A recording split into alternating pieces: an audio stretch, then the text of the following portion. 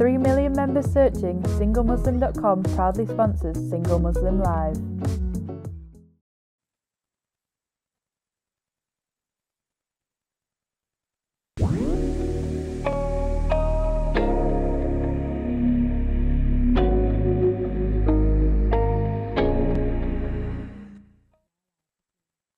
Assalamu alaikum and welcome to Single Muslim Live here on British Muslim TV, sponsored by SingleMuslim.com.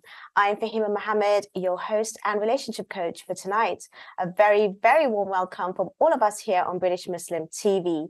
To all of you, wherever you're watching, whether it's on Sky, channel 752, Facebook or Twitter.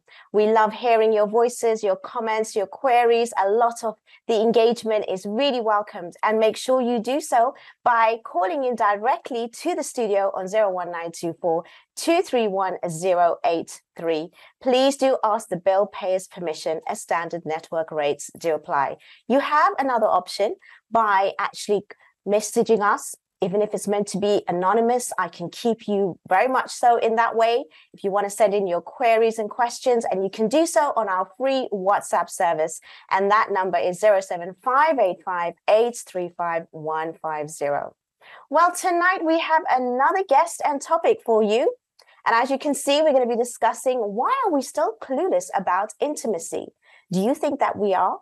Or do you think that we're just not getting the correct information at the right time from the right sources? Well, we have a special guest tonight, all the way from New York, USA, and she's Dr. Sadaf. Assalamu alaikum, Dr. Sadaf. Thank you for having me on your channel.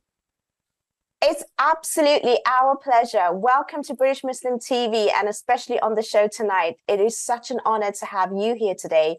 I would love to learn more about you, and I'm sure our viewers like to know your profession, what you do. So please, Dr. Sadaf, introduce yourself and tell us a little bit about what you do. Yeah, so I am an OBGYN. So that's for some people. Actually, I still get asked, what is an OBGYN? So an OBGYN is a doctor that deals with obstetrics and gynecology. And obstetrics is basically the study of pregnancy. And we deal with high risk, low risk pregnancies, childbirth. That's what we do. And then gynecology is a study of female body parts. So for example, like the uterus, the ovaries, and things of that nature. And so I am a doctor that specializes in female medicine. What an amazing job you have. And again, such an honor for you to be with us tonight. I think it's so important what you do, and it's so intelligent for us to learn more about this. But there is a taboo, and I want to warn the viewers that we are going to be using certain language and terminology because of the actual topic that we have tonight. And if anybody is triggered or affected, please make sure that you do reach out to BritishMuslim.tv/support. Make sure that you do take care. But we are here to give information. Now, Dr. Sadaf, we actually do have an issue in our community generally, especially when it comes to the Muslims. You know, talking about intimacy, talking about sex, it's quite taboo. Now, why do you think that is? And how do you think we can resolve that? Absolutely. So just to also let your viewers know, I am also an intimacy coach. And I received my coaching certificate through Rutgers University here in the United States. And then also I'm doing a program through the University of Michigan on sexual counseling and education. So I am a trained professional as well as a gynecologist.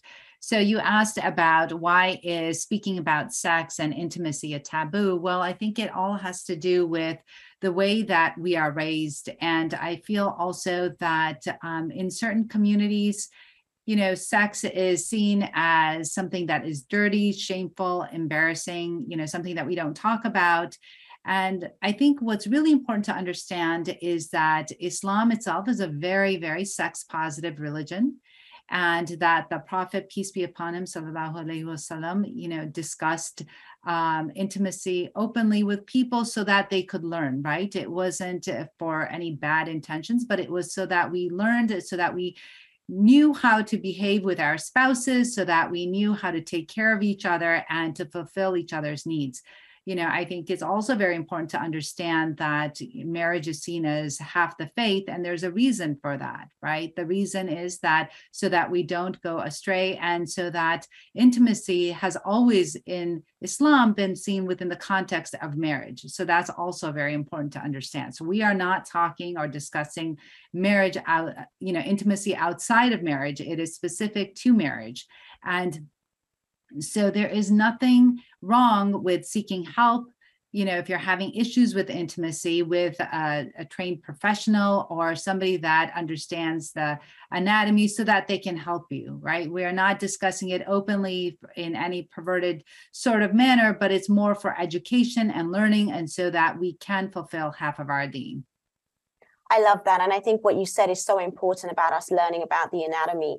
I feel that a lot of people, even after marriage, after years of marriage, they still don't know themselves. Do you still come across people in that sort of state as well yourself? 100%. Like, for example, you'll see on different like reels on TikTok and things like that, people will ask men, should a woman, is a woman able to urinate if she has a tampon in? And they cannot answer that question because they don't know the anatomy, right?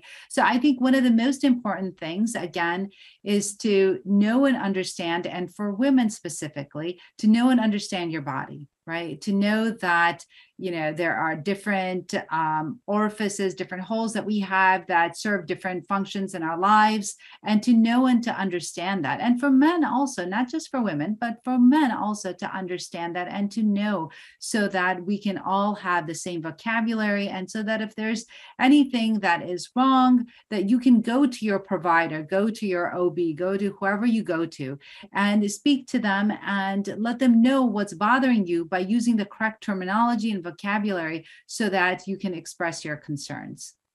Very true. I think it's both important, men and women, to understand themselves and each other.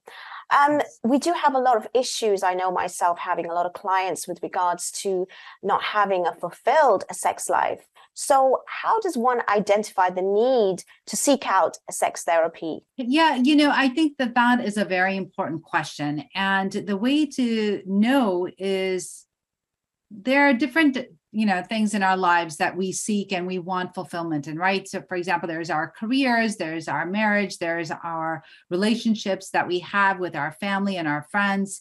And I think that if somebody is in a relationship, for example, somebody is married, right? And they find that they are not being satisfied. So we know that in Islam, actually, sexual satisfaction and pleasing your partner is very important. And that a woman can actually ask for a divorce if she is not being, sexually satisfied. And so knowing that, it's very important for the husband, for the spouse, to make sure that he does spend time with his wife, that he knows what she likes, what she doesn't like, so that he can understand, and so that they can both fulfill their ends of what their sexual rights are in marriage, right? And so if we look at the traditions of the Prophet, peace be upon him, sallallahu alaihi wasallam, the Prophet tells us that it's very important for once a man has say that he has fulfilled his need, that it's very important that he be sure to satisfy the needs of his wife as well, right? And what we're talking about specifically is orgasm.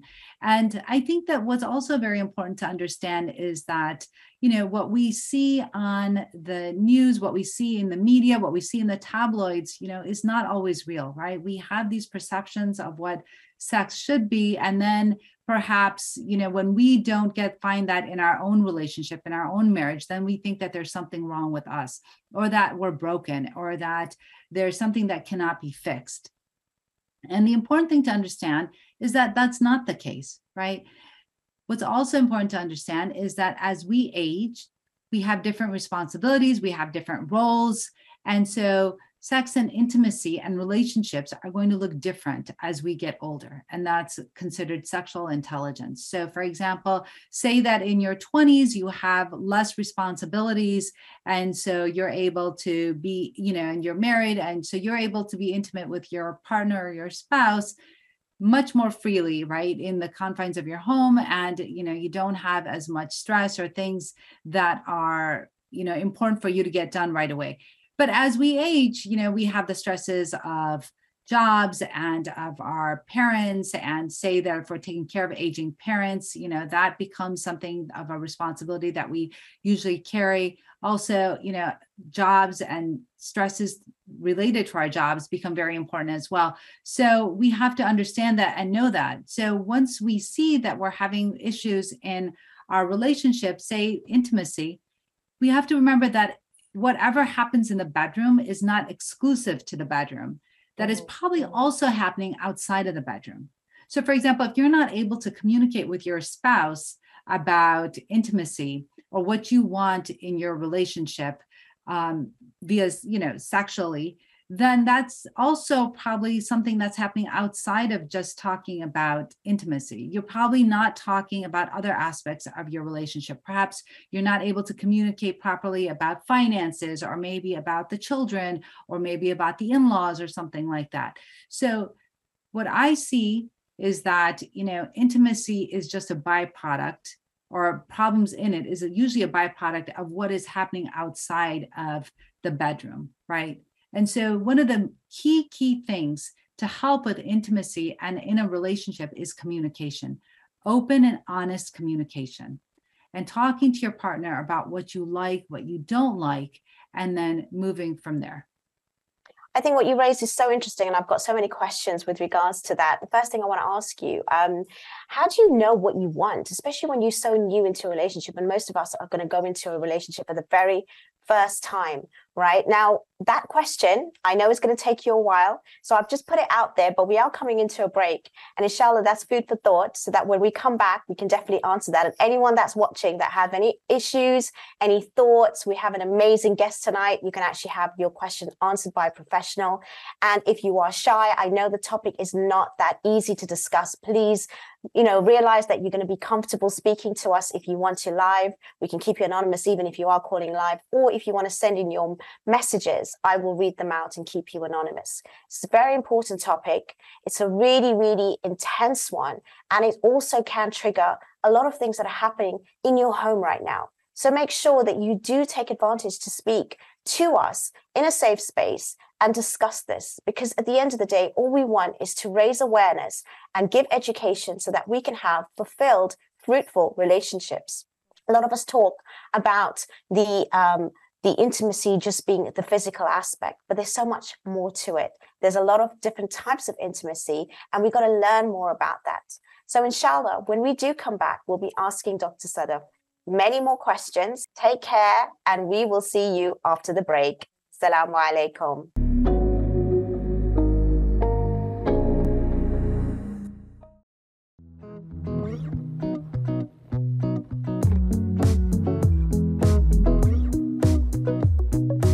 With 3 million members searching, SingleMuslim.com proudly sponsors Single Muslim Live.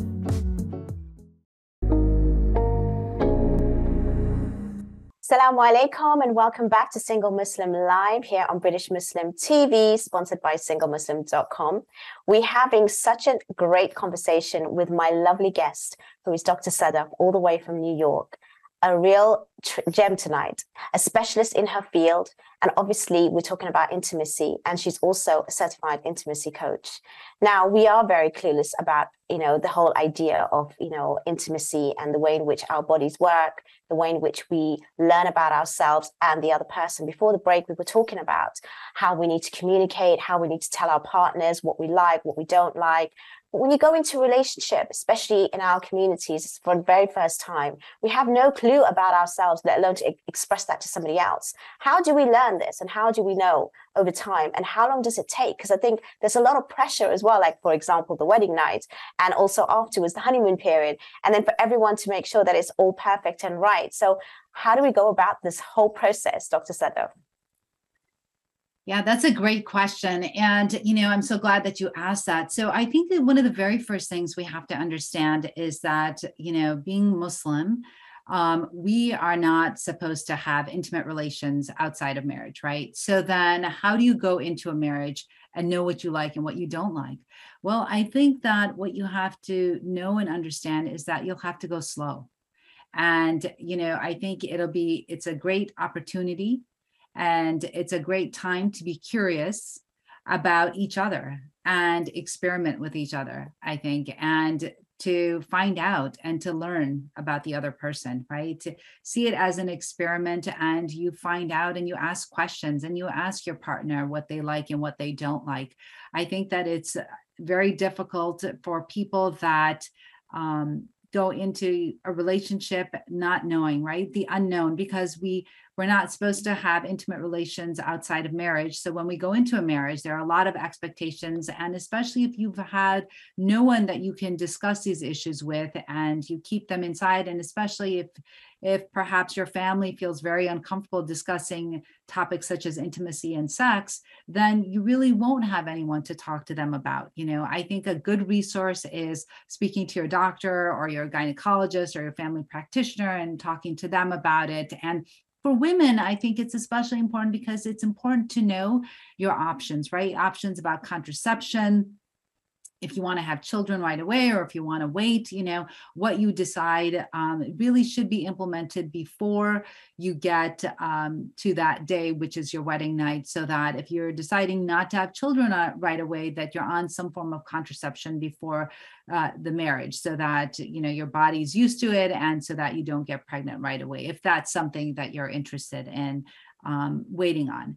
And also in terms of, how do you know what you like? Well, I think that, once you get into your relationship, once you get into your marriage, the very first thing I would do is take it very slow, right? Learn about each other, learn each other's bodies, whatever, see what you like, what you don't like, but give it time. I don't think that we can allow ourselves to believe what we see on TV or the media, or, what we see in print about, just people just having sex everywhere, and it's just crazy, and it's just so much passion and this and that, because that's probably not going to be the case, right? There's probably going to be a lot of, you may feel shy, you may feel embarrassed, you may not know what to expect. So I think it's going to be very important to approach the topic, approach the intimacy with very delicate hands, be very gentle, be very kind to each other, right? Show yourself compassion, show the other person compassion, and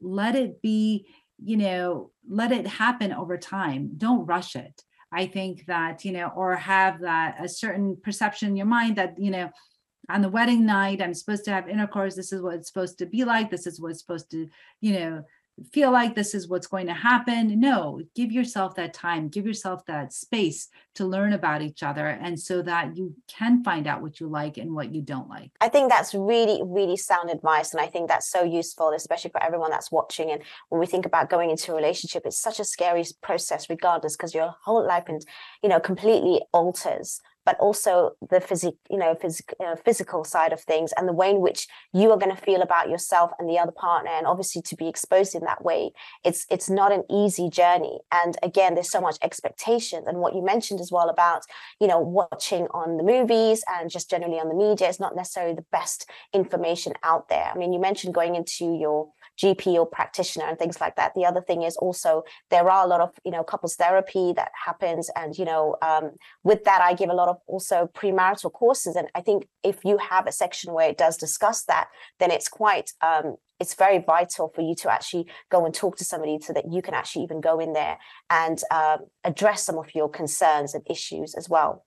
Now, also before, you mentioned Dr. Sadaf, with regards to the changes, and you mentioned about the stress and things like that. But I know also when it comes to men and women, we do change, and we are different in the way in which we actually are quite sexual in our age, regardless of stress and regardless of the times. Like maybe the testosterone is heightened at an early age for men, and then for women, they feel a lot more of that sexual need when they're a lot more older. Now, a lot of people don't even know that. And recently there's studies that shows a lot of older women are going for younger men as well for that main reason. So how do you sort of like align, and how can you sort of highlight as to the science and biology with regards to men and women's sexuality?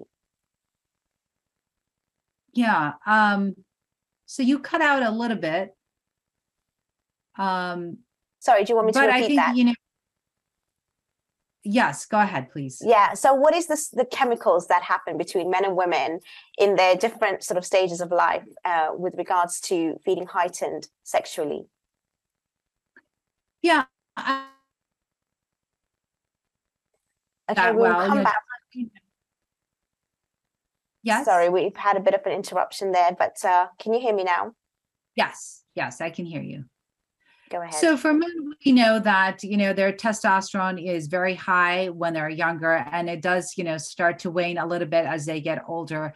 For women, it's also important to know that there are lots of changes that happen, right? So when women are younger, in their reproductive phase of their life. So that reproductive phase is, from the onset of puberty or when they first get their period to menopause, right? Those are the reproductive years.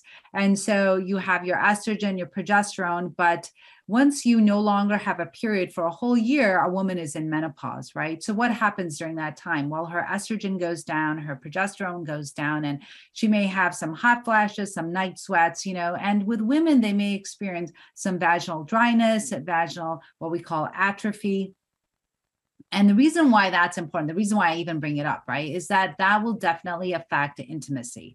So, a woman may find that she's having painful intercourse, that she's having a lot more UTIs as she gets older. So, one of the solutions for that is to take estrogen, right? And to also use something called vaginal estrogen, which will help with that vaginal dryness, the prevention of the recurrent UTIs, and hopefully prevent that painful intercourse. So those are why it's very important to also go and see your doctor as things start to shift and change as you get older, because there may be treatments and, women as we get older may think like, well, perhaps, I don't need anything, or that's just the way it has to be. And the answer is it doesn't have to be that way, that it's so important to go and be evaluated. But, you're also talking about women being more, confident. And yes, women, as as they get older, right, once they're in their 40s, perhaps late 30s, 40s, 50s, women tend to become more sexually confident. And why is that? Because women know at this point what they like and what they don't like, and they're able to express it to their spouses. And so that's why, it's easier for women to be able to explain what they like, because now, several years have passed and they know what they like and what they don't like. So, that's hopefully part of the answer to your question. Oh, absolutely. I think you've given us more than what I asked. But the thing is, before even menopause, there are a lot of women, whatever age they are, they actually will have children in their marriages. Does that have any effect on the sort of the intimacy and the sexual intercourse? So what sort of steps do we take then? And what does women need to know? And as well as men, how do they have to respond to it? Because they're also going through it at the same time. So what do they need to know and be aware of after women having children? And how long does it take for them to go back to normality? Or is there a change and a difference? Absolutely. So I'm glad you asked that question. And I think this is so important for women to understand that, childbirth plays a huge role in, how we feel about our bodies, right? There's so much in there that we could talk about, but, there's different changes that occur, right? So as women, when we get pregnant, we tend to get bigger. Obviously, we're carrying another human in our bodies. And then after we have that baby, right, there's so much that changes in a woman's hormones, the estrogen, the progesterone go down, she may be lactating, she may be breastfeeding, and then those hormones are suppressed when she's breastfeeding and nursing, right? And so if she's always tired, if she is always nursing, if she always has, children screaming in the back, all of those things, right, will affect her desire for intercourse, right? Desire for intimacy. If she is constantly under stress, then that will put on the brakes for intimacy and arousal. And so in terms of spouses, what they can do to help alleviate that is take off a lot of things that may be riding on the wife, right? On their spouse. So for example, if your wife is always getting up in the middle of the night to do some feedings, it could be that perhaps you share in that responsibility as well, right? So women, and this is something that's also very, very important in regard to intimacy, right? There are things that, and actually there's a great author, her name is Emily Nagoski, and she wrote a book called, she comes, come as you are. And what she states in there is that, women have what's called accelerators and brakes. And when we have a lot of things that are starting the brakes in our mind, right? So it's something that's also very important to know and understand is that the biggest sexual organ that a human has is the brain. And so if we are under constant stress, if we are under constant anxiety or depression and things like that, those things are going to put on the brakes for intimacy and different types of even emotional intimacy, right? And I'm glad you said that. And you know what? I'm going to pick up on that even more, to be honest, because I think what you've said is so, so important. And I want you to go a little bit more deeper into how our emotional intimacy affects our physical connection. But we are coming into another break. And inshallah, if you have any more questions as well, please do send them through and I will be reading them on the show live. But in a few moments, we will be back and I hope to see you then. Take care. Salam.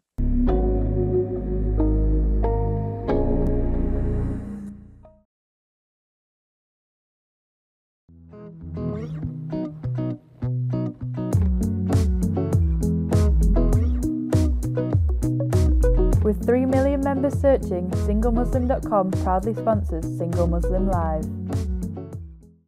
Assalamu alaikum. Welcome back to Single Muslim Live here on British Muslim TV, sponsored by SingleMuslim.com. Are we still clueless about intimacy? Well, definitely not after listening to Dr. Sadaf today. She's been absolutely brilliant with all the insights and information. And I'm literally taking it all like a sponge, and I hope you are as well.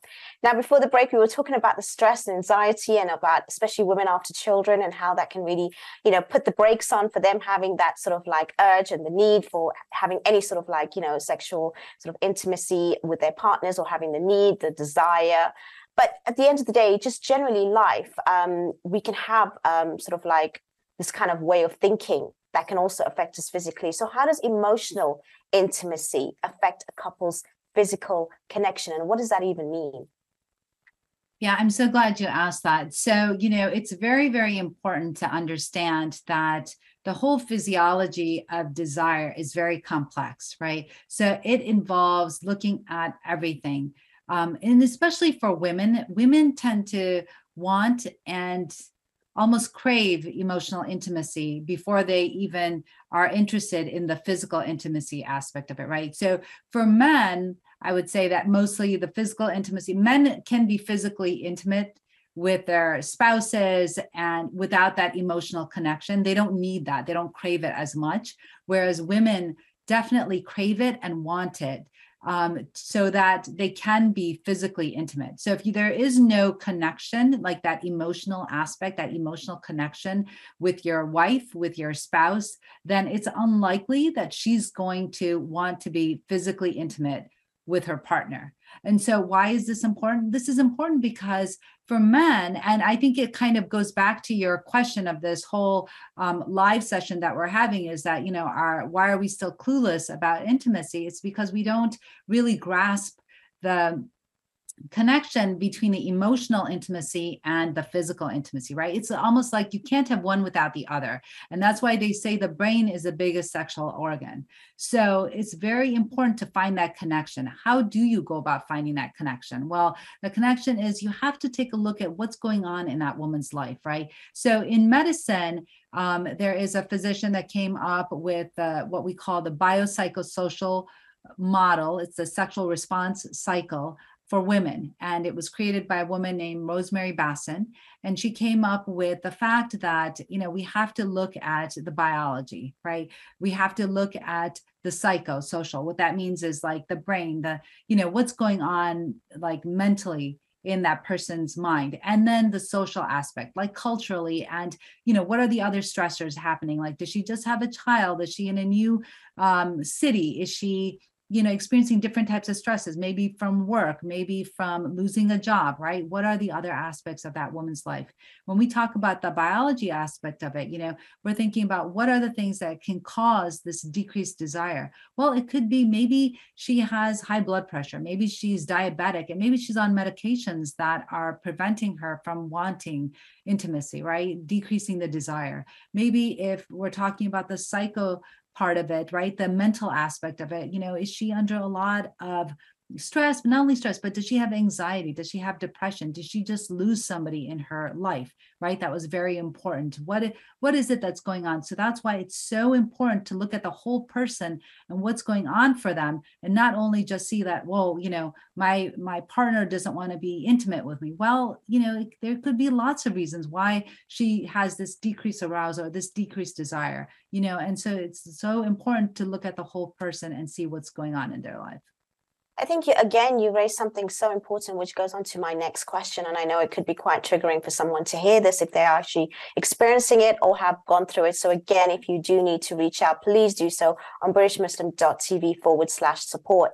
My next question is, how can someone with a traumatic past heal and move towards a healthy, intimate life? Because there are many couples that have gone through sexual abuse or some sort of trauma, that they think going into another relationship may be that healing, but then when they go into it, it actually just only triggers them, and it really is something really detrimental to the entire relationship, and even the partner is not aware of it.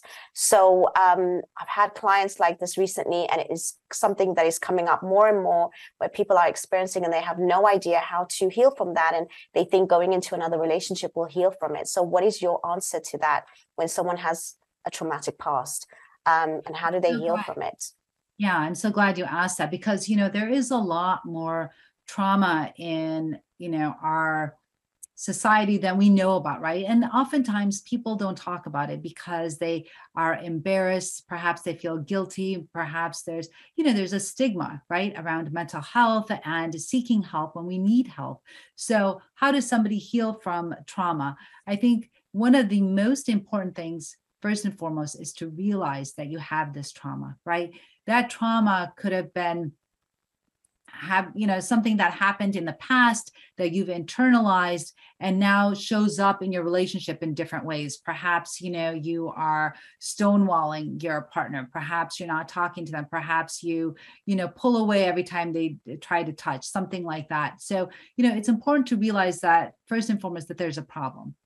And then once you realize that there's a problem, then after acknowledging it, then you have to seek help, right? And so who is it that you go to ask for help? Well, I would definitely ask a mental health professional. Perhaps it's a therapist, perhaps it's a sex therapist, but somebody that can then help you unpack the trauma that you've been carrying around with you, right? That baggage that you have, somebody that can help you unfold that and then process it. So one of the most important things, I think, in life is to be able to process emotions, because only when we process those emotions are we able to move forward. Somebody once said that, feelings are like tunnels. You have to go through them to see the light. Mm-hmm. And I think that is so important, because unless we learn to process the trauma and to sit in our feelings so that we can process them, then only then can we move forward. And then only then can we have those healthy relationships with people that love us, that understand us, that are patient with us, and that want to genuinely be with us, right? So for people that may have experienced trauma in the past, I hear you, I see you. And I think it's very important to know that you are valid in your feelings and in your emotions, and the way that physically that trauma, may manifest in your relationship. But it's very important that if you have had trauma, that you go and you seek help for that trauma. Brilliant. I love that. I love everything that you said. And again, so crucial for anyone that's experiencing it or had gone through it. Please do seek that advice. So what is the difference between a sex therapist as well as a sex coaching? Are there any similarities, differences? Could you highlight that, please? Absolutely. So, for example, like a sex therapist is a therapist that, has special knowledge about sex and the intricacies of sex and relationship and things like that. But therapists tend to deal with traumas and things that have happened in the past, and then they help you to unfold those so that, you no longer have that trigger or that trauma that occurred in the past.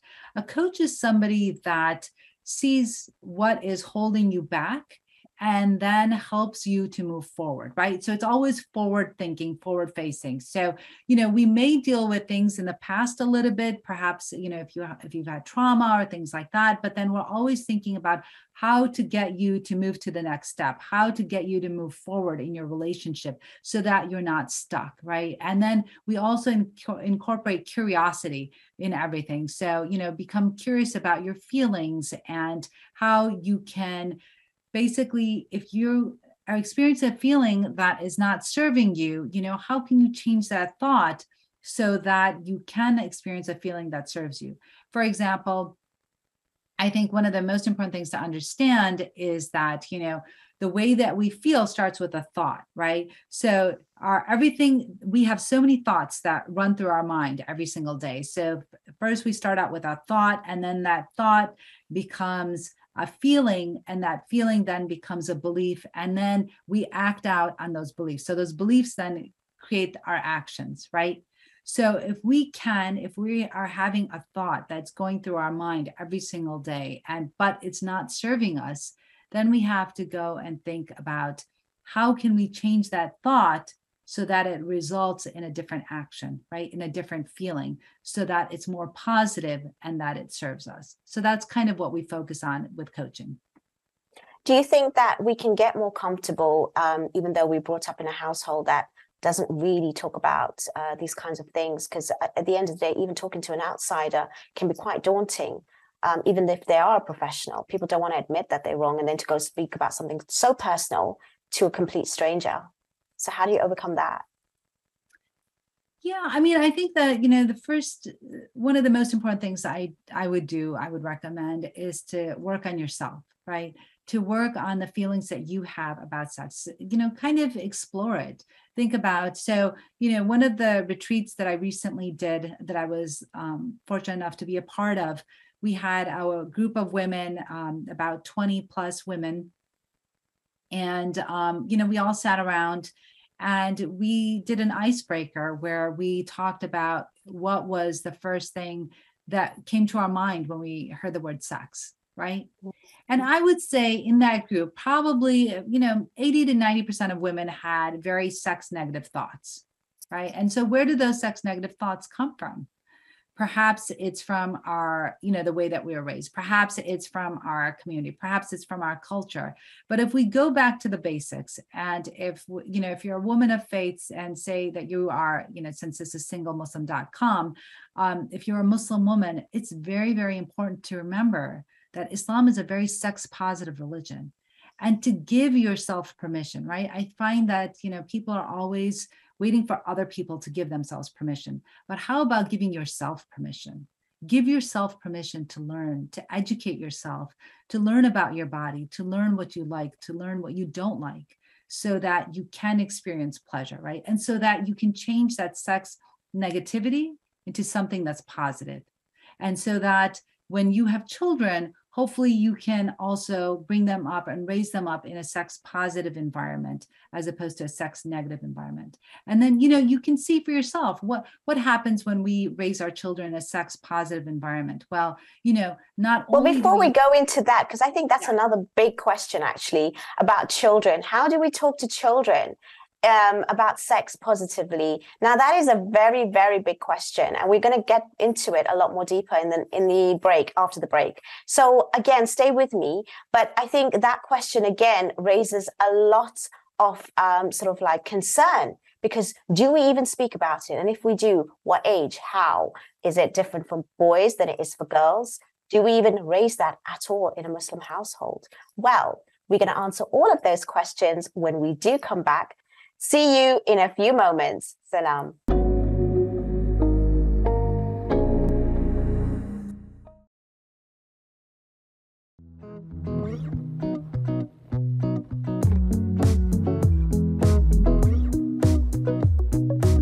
With 3 million members searching, SingleMuslim.com proudly sponsors Single Muslim Live.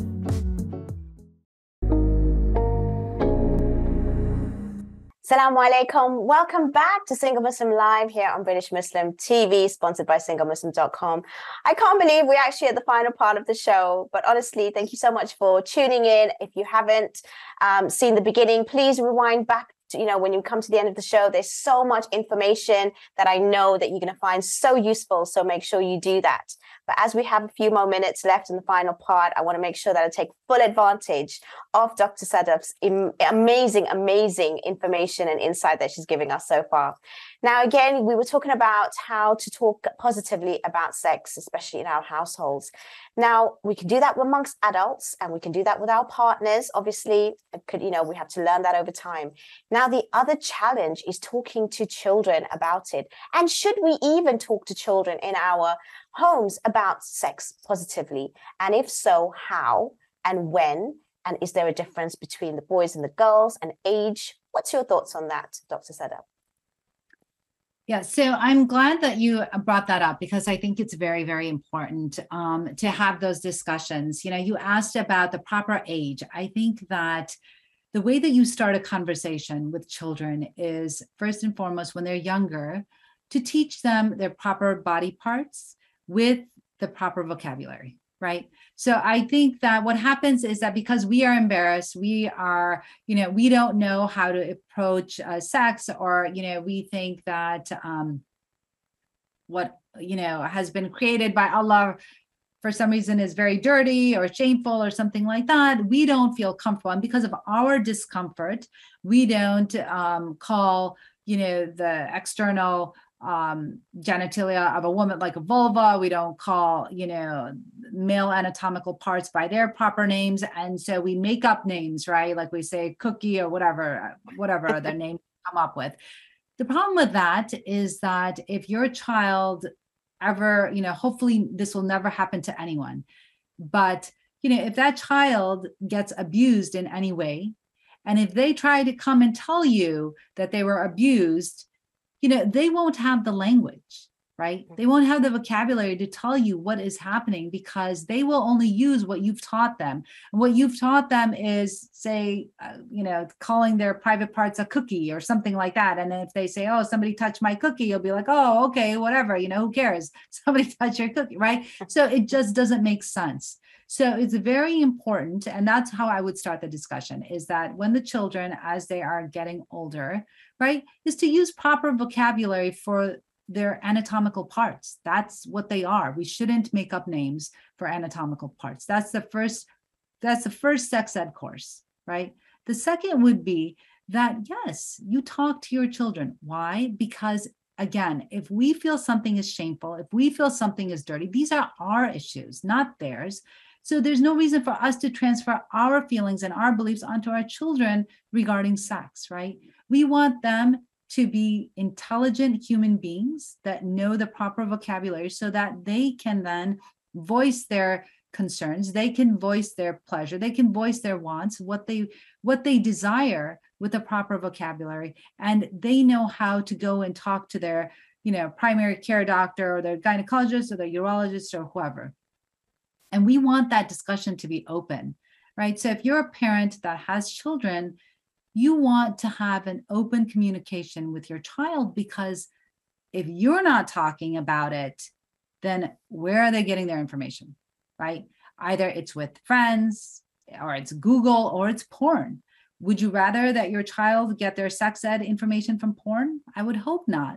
Why? Because those are all theatrics. That's not reality, right? So if a child or an adult or whoever starts watching porn and starts thinking that that is reality, then they will be definitely upset when they get married and find out that that's not reality, right? That that's not really what happens.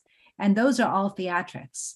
And they'll be disappointed. And a lot of divorces happen because couples don't realize, or, whatever, that when they actually get married, porn is not real. And, there's a lot of disappointment that ensues. So very important to have that open relationship with your children, with your partner, so that, everybody is on the same page. And so, yes, absolutely. I think it's very important to have those And it's a difficult discussion. I'm not saying it's easy. It really right? is. No, I agree with you. It is not easy, but the way you described it is absolutely perfect. And I think the kind of stages and the process that you actually went through by taking that time to discuss, just yourself and how to describe the body parts and be, open about it. Because, they do learn biology, but that's when they're in secondary school. But before they go there, at least they'll understand some of what they are and what they entail and what is the correct names of each part of the body. So I love that. And I think it's really, really useful for a lot of parents out there who are struggling, especially in this day and age and this time. Actually, you raised something again, which comes up to my next question. I think you can read my mind with my questions, actually, when it comes to dissatisfaction. And I come across many, many couples who are not satisfied with their sort of like sex life and, the intimacy. So how do you sort of like, go around discussing that and coming out to your partner with that? That these things are something that I'm just not happy about. And again, it can create divorce if it's not dealt with. And if you do deal with it, inshallah, then it can actually build that relationship. So how do you sort of like bring that up when you realize that you're not satisfied with your sex life? Fahima, I think, again, I think it's very, very important to have an open communication with it all starts with communication, everything, right? Whether it's with our children, our family, our friends, our spouses, whoever it's with, it starts with open and honest communication. And if it is something that is important to you and important to your life, important to your marriage, that I would hope that you would be able to discuss it with your spouse. And if you're not able to, then really think about why. Why are you not able to discuss your most intimate thoughts with the person that you're supposed to be the most intimate with? I think, again, you raised another question that I was about to ask is how do you develop that confidence to express what you want? You have to get comfortable with the uncomfortable. And I think that is where, I would love to leave it for viewers and people, is to know that this is a difficult conversation. It is. I'm not sugarcoating it. It's a journey for most people. And it's even been a journey for me. So it's not like, I'm coming to you and I'm, all of a sudden so, open and this and that. It's a journey. And it's a journey that for me was very important, and I think that if it's a journey for you, and if you think that it's important and it's an important part of your relationship, then you have to get comfortable with the uncomfortable. And that's really the only way to begin that conversation, right? And slowly that uncomfortable conversation will become comfortable, but it has to start, and it has to start somewhere. And you have to allow yourself to be vulnerable, right? And that's the other thing, is showing yourself compassion and showing that vulnerability with your most intimate partner, with your spouse. And when you open up and when you show that vulnerability, hopefully they reciprocate and they don't shut you down and they appreciate and applaud you for your vulnerability. And then you can start that discussion. Yeah, that's very true. I think having that sort of like idea that it is uncomfortable and you've got to be, open to being uncomfortable and vulnerable is so vital. But then also your upbringing has a real effect on your relationship, your attitude towards your beliefs and sex and intimacy. So how much can you undo if you need to when it comes to your upbringing, if it's not positive and if it's not something that was sort of allowing you to feel free to within yourself or even to express yourself to your partner, so that we can highlight to the audience the importance of upbringing. Absolutely. So, we can't change that, right? So an upbringing is the way that we were raised. And so we can't go back in time. We cannot go change that. And so we carry with us all the baggage that we were raised with. However, if it is something that is very important to you, right, I would ask you to go to the basics, being Muslim and being a part. And if you're listening to this, you're listening to Muslim TV, then I would, assume that perhaps you are Muslim.